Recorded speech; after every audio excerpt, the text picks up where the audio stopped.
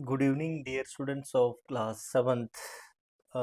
ನಿಮಗೋಸ್ಕರ Karnataka state board second language English 7th standard poem 7th which poem dear grand ಮಾ and grand ಪಾ ಈ ಒಂದು ಪೋಯಮ್ನ ಲೆಸನನ್ನು ಎಕ್ಸ್ಪ್ಲನೇಷನ್ ನಾನು ಅಪ್ಲೋಡ್ ಮಾಡಿದ್ದೀನಿ.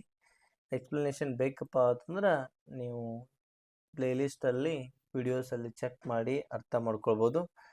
ಅದೇ ರೀತಿಯಾಗಿ ಏನಪ್ಪ ಅಂತಂದ್ರೆ ಸೋ ಮೆನಿ ಸ್ಟೂಡೆಂಟ್ಸ್ ಕಮೆಂಟ್ ಮಾಡ್ತಾ ಇದ್ರು, ಸರ್ ಕ್ವಶನ್ ಆನ್ಸರ್ ಮತ್ತು ನೋಟ್ಸ್ ಬಗ್ಗೆ ಸಮರಿ ಬಗ್ಗೆ ಕ್ಲಾಸನ್ನು ಮಾಡ್ರಿ ಅಂತ ಹೇಳ್ತಾ ಇದ್ರು. ಅದಕ್ಕೋಸ್ಕರ ಈ ಒಂದು ಕ್ಲಾಸನ್ನು the betterment of 7th class second language English ವಿದ್ಯಾರ್ಥಿಗಳಿಗೋಸ್ಕರ ನಿಮ್ಮ ಮುಂದೆ ತರ್ತಾ ಇದ್ದೀನಿ.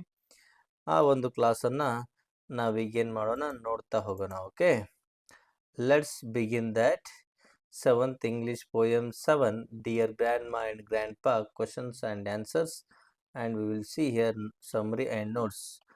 ಓಕೆ, ವೇಟ್ ಮಾಡಲಾರ್ದೆ ನಮ್ಮ ಕ್ಲಾಸನ್ನು ನೋಡ್ತಾ ಹೋಗೋಣ. ನೀವು ಕೂಡ ಏನು ಮಾಡಿರಿ, ಪ್ರಿಪೇರ್ ಮಾಡಿರಿ ಕ್ವಶನ್ ಆನ್ಸರ್ಸನ್ನು, ನೋಟ್ಸನ್ನು. ಅದೇ ರೀತಿ ಸ್ಪೀಡ್ ಆಗ್ತಾ ಇತ್ತಪ್ಪ ಅಂದರೆ ಸ್ಕ್ರೀನ್ಶಾಟನ್ನು ಅಥವಾ ಪಾಸ್ ಮಾಡಿ ನೀವು ನೋಟ್ ಡೌನ್ ಮಾಡ್ಕೊಡ್ರಿ ಅಂತ ಹೇಳ್ತಾ ಓಕೆ ಸ್ಟಾರ್ಟ್ ಮಾಡೋಣ. First C1 main Answer the following questions in 1 or 2 sentences each. ಪ್ರತಿಯೊಂದಕ್ಕೂ ಒಂದು ಅಥವಾ ಎರಡು ವಾಕ್ಯದಲ್ಲೇ ಆನ್ಸರ್ ಮಾಡಬೇಕು. ಹಾಗಾದ್ರೆ ಕ್ವಶನ್ ನಂಬರ್ ಏನಿದೆ ನೋಡ್ರಿ, question number, which question number it is? Question number 1. Who is the speaker in the poem? The answer is the grandchildren are the speakers in the poem. Okay. Next, question number 2. ಏನಿದೆ ನೋಡ್ರಿ, who does you refer to in the poem? Answer, you refer to the grandparents in the poem. Next question number 3 ಏನಿದೆ ನೋಡ್ರಿ. Okay, let's ಒಂದು ಸ್ವಲ್ಪ ಬಹಳಷ್ಟು zoom ಆಗಿದೆ, ಅದನ್ನು ನೋಡೋಣ. Okay, how do grandparents make their grandchildren feel they are special? ಯಾವ ರೀತಿ ಅಜ್ಜ ಅಜ್ಜಿಯರು ಅವರು ಸ್ಪೆಷಲ್ ಅಂತ, ವಿಶೇಷ ಅಂತ ಮಾಡ್ತಾರೆ, ಭಾವನೆಗಳನ್ನ ಹುಟ್ಟಾಕ್ತಾರೆ ಮೊಮ್ಮಕ್ಕಳಲ್ಲಿ ಅಂತ ನೋಡ್ತಾ ಹೋದ್ರೆ ಆನ್ಸರ್ ನೋಡ್ರಿ, ಥರ್ಡ್ ಕ್ವಶನ್ದು. The grandparents are very much affectionate to their grandchildren. They talk kindly, treat with love and made for more fun. At that moment, they were also behaving like children. Totally, the grandchildren always feel their grandparents are special. Okay.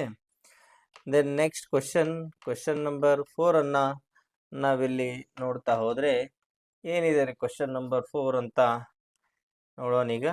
Question number 4 is, how is the company of grandchildren helpful to the grandparents? The answer is, wait, grandparents feel lonely in their old age. Nobody accompanied them, but grandchildren are depending on them. They are very eager to give love and take love. Both of them enjoyed, and in this way they are helpful and give new hopes in their life.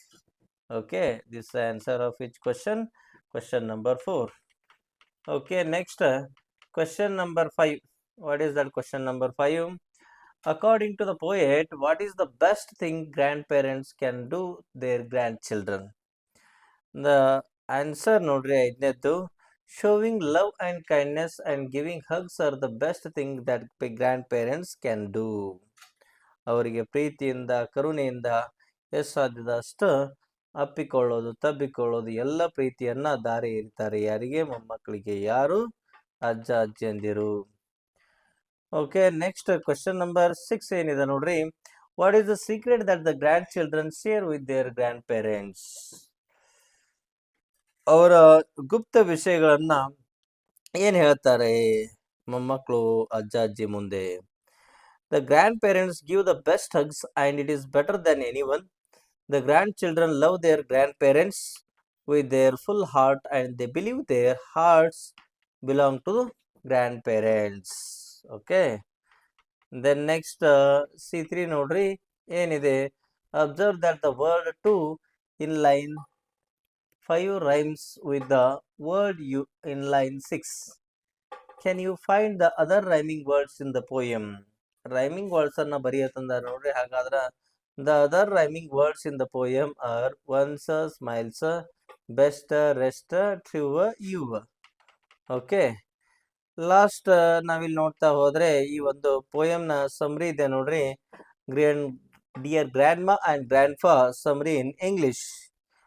This is the poem of unknown author. ಇಲ್ಲಿ author ಅನ್ನ, ಬರಹಗಾರನ್ನ, ಲೇಖಕರನ್ನ mention ಮಾಡಿಲ್ಲ. It is a very short poem. ಇದೊಂದು ಅತ್ಯಂತ ಚಿಕ್ಕ ಪದ್ಯ ಅಂತ ಹೇಳ್ಬೋದು. The main theme of this poem is the relationship between grand parents. It's guild children towards their grandchildren. They see the things and the world through the eyes of the child. ಅಂದ್ರೆ ತಮ್ಮ ಮಕ್ಕಳಲ್ಲಿ ಜಗತ್ತನ್ನ, ಮೊಮ್ಮಕ್ಕಳಲ್ಲಿ ಜಗತ್ತನ್ನ ನೋಡ್ತಾರೆ ಅಜ್ಜ ಅಜ್ಜಿಗಳು. The grandchildren need love and affection, their company, hugs etcetera. The grandchildren get all this from their grandparents. ಇದೆಲ್ಲ ಸಿಗೋದು ಅವ್ರಿಗೆ ಯಾರಿಗಿಂದಪ್ಪ ಅಂದ್ರೆ ಅಜ್ಜ ಅಜ್ಜಿಯಿಂದ. In the company of children they can also feel young and happy. ಅವರು ಮೊಮ್ಮಕ್ಕಳ ಜೊತೆ ಇದ್ರೆ ಅವರು ಕೂಡ ಯಂಗ್ ಅಂತ ಫೀಲ್ ಮಾಡ್ಕೋತಾರೆ. For all the kind deeds the grandchildren give their heart to them.